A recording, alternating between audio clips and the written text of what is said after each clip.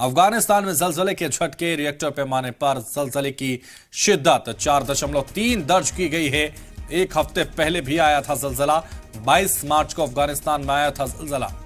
Reactor पैमाने पर जलजले की शिद्दत, अफगानिस्तान में जलजले के झटके महसूस किए गए। ब्रेकिंग न्यूज, एक हफ्ते पहले भी जलजला आया था, तो 22 मार्च को अफगानिस्तान में आया था जलजला।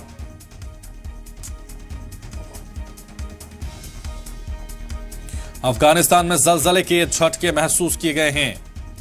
रिएक्टर पैमाने पर जलजले की शिद्दत 4.3 दर्ज की गई। अफगानिस्तान में जलजले के ये झटके महसूस किए गए।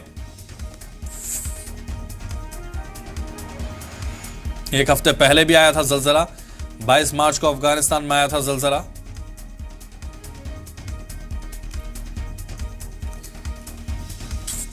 तो 22 मार्च को अफगानिस्तान में जलजला आया था और एक बार फिर से जलजले के झटके महसूस किए गए। अफगानिस्तान में जलजले के झटके